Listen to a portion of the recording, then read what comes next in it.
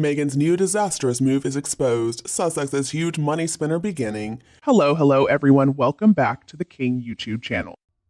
You know, if I were a betting woman, I would put my money on Meghan being a good poker player, considering how closely she has been keeping her cards to her chest lately. For months now, we have been hearing claims that Meghan is about to launch some new digital business. But what exactly is this new business venture? Well, who knows? But now there are rumors of another possible career option for Meghan Markle. We are hearing that she's working on a book of her very own. There hasn't been any confirmation or self-congratulatory press releases from publishers. But even so, recently a couple of highly regarded royal biographers have separately claimed that Meghan really might be working on her own autobiography. First, it was Tom Bower. We trust him. He's the author of last year's Revenge, Meghan, Harry, and the War Between the Windsors. And he appeared on the UK channel GB News. He said, "My view is that the Hypocrisy Duchess is writing her memoirs and it will be a huge money spinner." And then we heard from the royal historian Andrew Lowney. His biographies of Edward VIII and Wallis Simpson and Lord Louis Mountbatten and his wife were meticulously researched and also fairly devastating. Now he has spoken with the Daily Beast, saying that not only Meghan but also Harry both have more books coming.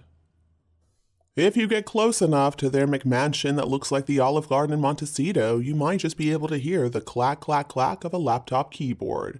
To be fair, we did hear before that Harry's deal with Penguin Random House was for more than one book, so it would make sense that he's got to put out another one. Harry already gave the world the gift of over 400 pages of him talking about all his trauma as a child and problems with his penis. But his other narcissistic half, Meghan Markle, still has not laid it all bare in a book of her own. Does Meghan have any business writing a whole book looking back at her royal stint? Probably not. But has that ever stopped her before? Well, of course not. So if it's true that Meghan really is writing a tell-all, I do feel for all the aides, the private secretaries, the underlings of the firm. I'm guessing that a book from Meghan Markle is about the last thing they want to deal with. Now, royal wives have written tell-alls before, but I'm thinking Meghan's is gonna be something else. Because has any royal wife ever been as spiteful, as hateful as Meghan Markle has? I mean, she made her feelings clear that she never wants to come back to the UK. She doesn't want to have anything to do with Harry's family. She skipped the coronation. She also was not with Harry when he came back for a brief charity event in his home country last month. Meghan Markle is somebody who has publicly shared so much more about her suffering than anyone ever wanted to hear. And it's easy to see she doesn't care a thing about keeping her relationship with her in-laws intact. It's already broken. Meghan is a woman who loves attention, and as far as her relationship with the royal family is concerned, she's got nothing to lose. We also know Meghan has a vendetta and a big chip on her shoulder, so that means trouble ahead for the firm if she really does write this book. She's gonna write about every single time she ever felt slighted, every single time she felt like she didn't fit in. She's gonna bear it all, and if she doesn't have enough to bear, then she'll just make something up. But she would not be the first royal wife to do something like this. In 1956, Wallis Simpson, the Duchess of Windsor, wrote The Heart Has Its Reasons. In the early 90s, Diana, Princess of Wales, fed Andrew Morton tape-recorded answers to his questions, and they were taken by bicycle by her ex-flatmate from Kensington Palace to the royal scribe. And the resulting bombshell book came out in 1992, and it certainly did rock the palace to its core. Because here was somebody who could have been queen, and she was saying that life inside the royal family was so absolutely miserable that she had tried on more than one occasion to take her own life. Now, today, we can't even really express just how cataclysmic this book really was. It was like finding out that all the fairy tales we have believed in were absolutely made up, and that the truth was much darker and more sinister. And then Fergie got in on the action. In 1996, Sarah Ferguson, Duchess of York, wrote My Story, and then in 2011 she followed that up with Finding Sarah.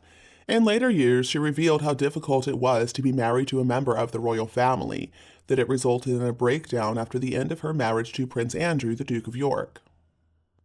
Back then, Fergie was so bad off that friends of hers were worried that she might do something to hurt herself. She revealed in 2016, "There was a moment when I did not want to come out of the room. One of my good friends who was looking after me, she did think every time she came into the room that I would have committed suicide."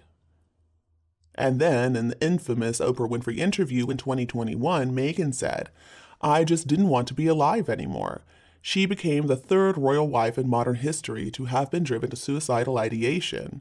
And then in 1994, King Charles cooperated with journalist Jonathan Dimbleby for an authorized biography in which he portrayed his parents, the late Queen and Prince Philip, as pretty cold and somewhat neglectful and mostly abandoning him. Philip responded, though. He responded to The Telegraph saying, "I've never discussed private matters, and I don't think the Queen has either. Very few members of the family have." But anyway, the late Queen was still around for all of these. Diana, Fergie, Charles, they only wanted to take things so far, because all of them had so much respect for Her late Majesty.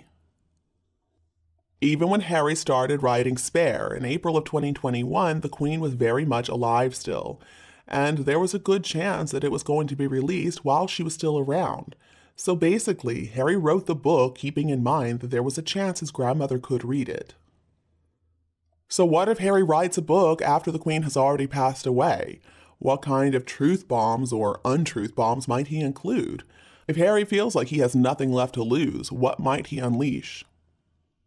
Because after all, Meghan and Harry no longer have the right to live in Frogmore Cottage anymore.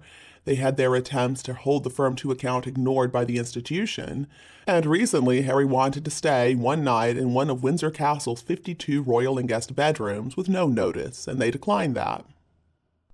On the whole, of course, Harry and Meghan's careers are suffering. We haven't heard about any new Netflix projects. Of course, their podcasting careers were an absolute flop.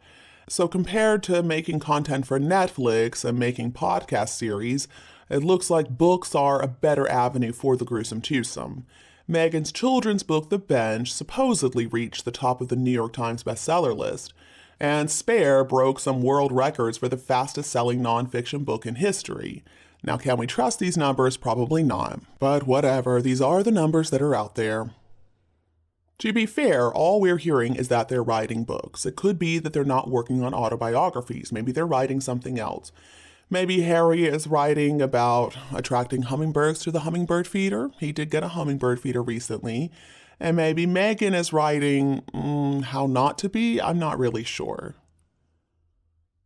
So, if Meghan and Harry make an about-face, and if they go back down the royal family warpath, that would be a very risky move indeed. It might further erode their support base in the US, because it would reinforce the idea among some people that they're just a couple of overprivileged, entitled whiners. A lot has changed since Charles spoke with Dimbleby about his miserable childhood back in the 90s. When the book came out, Philip, who had come off really badly in that account, he fired back at Charles in an interview with The Telegraph. He said, "I've never discussed private matters, and I don't think the Queen has either. Very few members of the family have." I don't know what he would say if he could see this situation now. I mean, there might not be enough swear words in the English language for him to express how he really feels. And you, what do you think about this news? Please tell me your opinion below in the comments section, and we can also talk about your thoughts and feelings. Don't be afraid to like and share my video with anybody else who loves it anytime you want. Please don't forget to subscribe to our The King YouTube channel to get more updates in the future. Thank you so much for tuning in. Have a lovely evening, and we'll be back to see you tomorrow. Bye. I love you all.